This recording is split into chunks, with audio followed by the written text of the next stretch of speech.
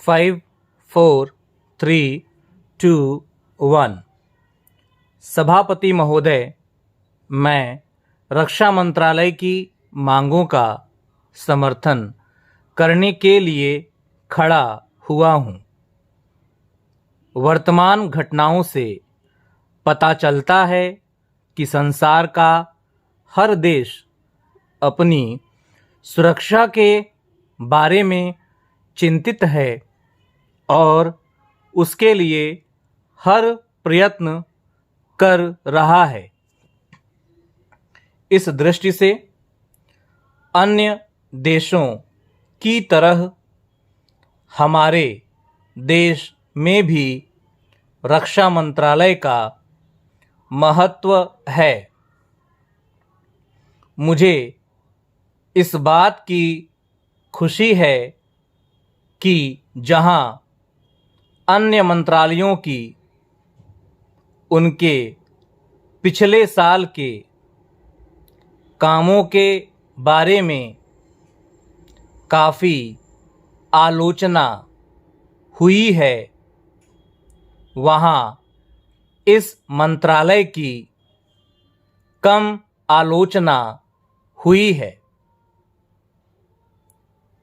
इससे पता चलता है कि इस मंत्रालय ने पिछले साल अच्छा काम किया है। मोटे तौर पर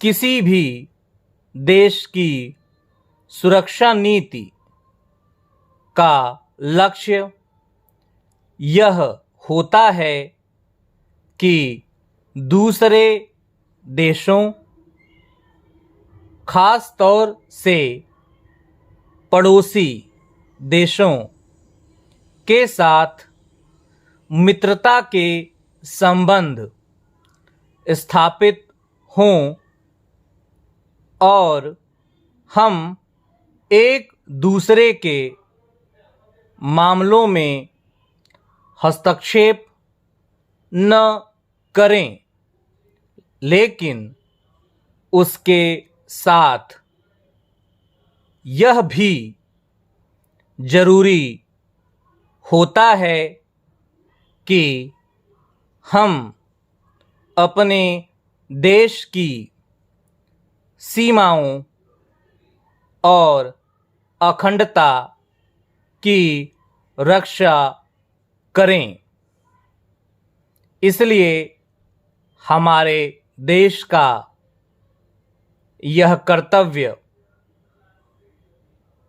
हो जाता है कि हम अपने पड़ोसियों के कार्यों पर पूरी नज़र रखें, क्योंकि आज तक हमारे देश पर जो संकट आए वे हमारे पड़ोसियों से आए हैं।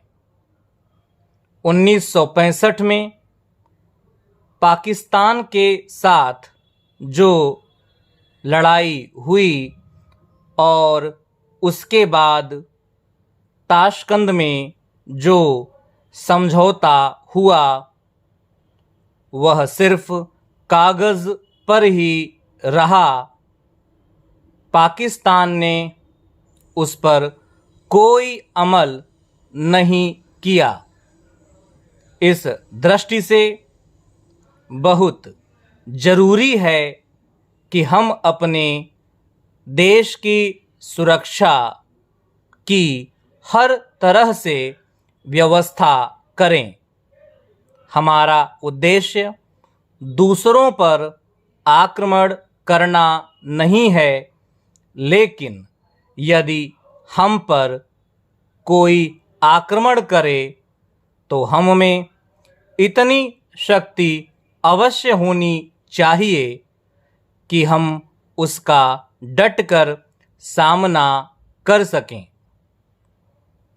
आप जानते हैं कि पिछले दिनों पाकिस्तान को अमेरिका और चीन से काफ़ी मदद मिली है।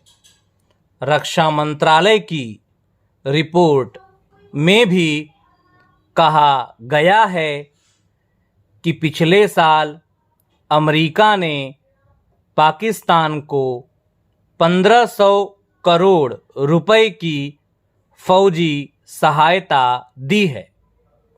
आज जहां हम फौजी सामान के लिए अपने कारखानों की मदद से अपनी शक्ति बढ़ाने का प्रयत्न कर रहे हैं, वहां पाकिस्तान संसार के देशों से फौजी सामान खरीद रहा है।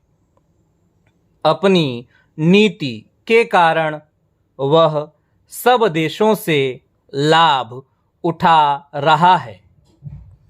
मेरा सुझाव है कि हमको भी अपनी शक्ति बढ़ाने के लिए संसार के अन्य देशों से अधिक फौजी सामान खरीदना चाहिए।